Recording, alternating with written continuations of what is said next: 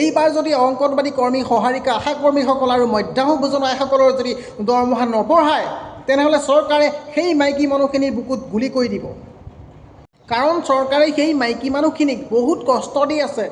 গতিকে ইমান কষ্ট দি থকাতকৈ একেবাৰে মাৰিয়ে পেলাব আপোনালোকে। নমস্কাৰ, মই দিগন্ত ভাইটি।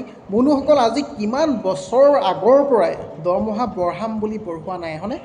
মধ্যাহ্ন ভোজনৰ আশাকৰ্মীসকলৰ আৰু অংগনবাড়ী কৰ্মী আৰু সহায়িকাসকলৰ দৰমহা আজি দিম কালি দিম আজি দিম কালি দিম বুলি আজিলৈকে বঢ়োৱা নাই।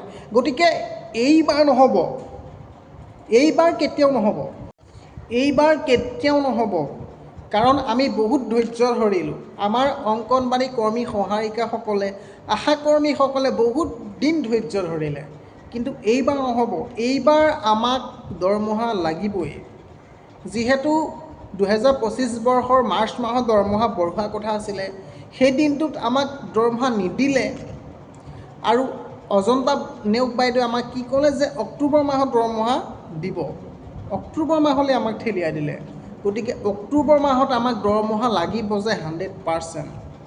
যদি নবঢ়ায় তেতিয়াহ'লে তাৰ পৰিণাম বৰ বেলেগ হ'ব। হয়নে নহয় ৰাইজ? যদি এই ভিডিঅ'টো অংগনবাড়ী কৰ্মী সহায়িকা আশাকৰ্মীয়ে যদি চাই আছে বা মধ্যাহ্ন ভোজনৰ আইসকলে যদি চাই আছে, আপোনালোকে একমত বুলি কমেণ্ট এটা কৰক।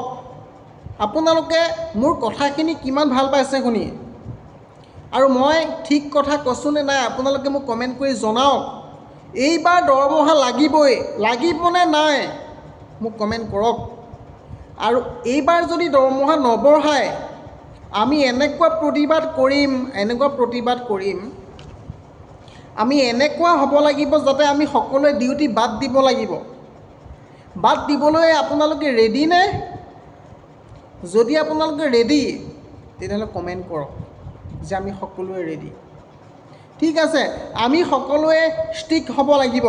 যদি আপোনালোকক দৰমহা লাগে, আপোনালোকক যদি দৰমহা নালাগে, যদি কিছুমানে মনে মনে থাকে তেনেকৈ হ'লে নহ'ব।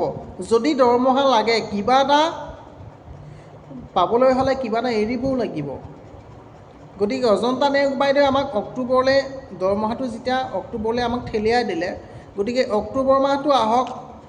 তাৰ আগতে অক্টোবৰ মাহ নহা আগতে আপোনালোকক মই এটা কথা জনাই দিছোঁ, এইবাৰ আমাক দৰমহা লাগিবই। হয়নে নহয়? দৰমহা লাগিবই আমাক, এইবাৰ দৰমহা লাগিবই। অংগনবাড়ী কৰ্মী সহায়িকাক দৰমহা লাগিবই, কাৰণ আমাৰ দৰমহা বহুত কম, দৰমহা লাগিবই। এইকেইটা পইচাত ঘৰ নচলে। অংগনবাড়ী কৰ্মী সহায়িকা আশাকৰ্মীসকলৰ মধ্যাহ্ন ভোজনে 1000 টকা পায়, 1000 টকাত ঘৰ চলে নেকি? এইকেইটা টকাত ঘৰ নচলে ভাই। গতিকে চৰকাৰে অকণমান চিন্তা কৰিবলৈ হ'ল। ঠিক আছে, আৰু বন্ধুসকল ভিডিঅ'টো ইমানেই শ্বেয়াৰ কৰক যাতে এই ভিডিঅ'টো অংগনবাড়ী কৰ্মী সহায়িকা আশাকৰ্মী আৰু মধ্যাহ্ন ভোজন আইসকলে যাতে এই ভিডিঅ'টো পায়। বন্ধুসকল, মোৰ ভিডিঅ'টো যদি ভাল পালে লাইক কৰক, কমেণ্ট কৰক, শ্বেয়াৰ কৰক, আৰু যদি নতুনকৈ ভিডিঅ'টোলৈ আহিছে ছাবস্ক্ৰাইব কৰিবলৈ নাপাহৰিব এনেকুৱা ধৰণৰ ভিডিঅ' পাই থাকিবলৈ। ঠিক আছে, আজিলৈ ইমানেই ধন্যবাদ। নেক্সট ভিডিঅ'ত আকৌ লগ পাম। আজিলৈ ধন্যবাদ। জয় আই অসম।